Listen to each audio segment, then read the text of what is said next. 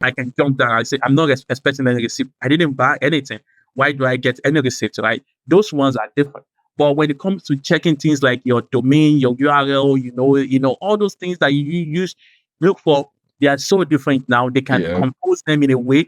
I mean, we've seen threat actors that they are now teams of 100 guys. They have graphics designer. It's not just one person, Yeah. just Yeah. It's you're scripting and right. just It's an they have enterprise. Absolutely. yes, yes. So it's very hard for you to, but your system, your technology can detect them better.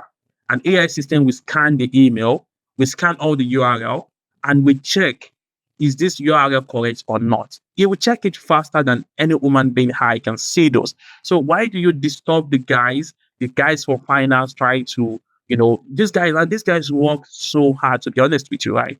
I work with a lot of them, people in service delivery, in sales. Those guys work very, very long hour trying to meet, their sales numbers, trying to, get things done. So don't bother them. We are supposed to be business enabler, making Yes, sure that we absolutely. remove all those, bottlenecks from there, not too hard to it. So I think if we as technology, team and the security team, we have to decide, we have to evaluate, does phishing simulation had so much value in this case, or should we focus on? I saw some of my colleagues were posting something, and I asked him that, he was talking about why phishing is extremely important and all of that. And I told him, if your security is based on your team identifying phishing email, right?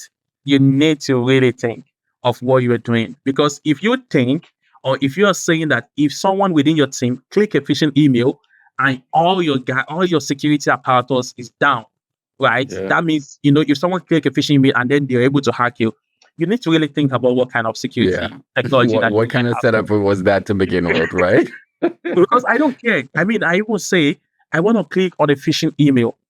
That's the first thing I want to do within an environment. I want to click on the fish. I want to click on the Yeah, I think malware. that's where you were getting at, as in like embrace what we know is gonna happen.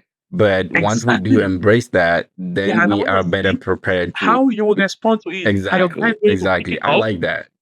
Yeah. Yeah, that's what I want to see. I want to see, is your guys able to, when I click on phishing email, I click on the malware. Is your ADR going to isolate the file immediately? Yeah. Is your endpoint going to pick it up? Are you going to block it? Do you have automation that pick these things up and That's make sure very that, interesting. I yeah, that's I where I love want that to see guys perspective. going. Yeah. Yeah, that was why that statement stood out to me. I was like, this is interesting. Like, yeah, we embrace it. And if we do embrace it, then we know how to better equip ourselves and fight for it and prepare for it and so forth. And like you mentioned, me not clicking on a phishing email is definitely not cyber defense in depth if I don't have any other protections in place. And the only Exactly. guarantee is like, oh, somehow I'm supposed to identify this and not click on it. Because, like I said, a lot of us in security actually fail those like phishing tests. When you see the numbers is always interesting. So can't imagine. Awesome, awesome. There was another thing I wanted to talk about. I saw that you were also recently, or I don't know how long ago that was, but you spoke at cybersecurity mentoring group, and you were talking about shift beyond shift left, runtime apps, and API security. Can we, spend just a little bit of time on that because I found that very interesting as well too. So you're thinking like Yeah, Ahmed is yeah. really gone and like looked up everything. Yeah, yeah. So I mean, there's been a lot of conversation with Shipslet, which is really great. Making sure that developers, the code is great, they are using the right libraries and frameworks and stuff like that. Yeah, Vulnerabilities are treated, best, good coding practice and all of that. But alongside that is also the runtime protection, right? The ability to make sure that those threats does not even get to those vulnerability at all.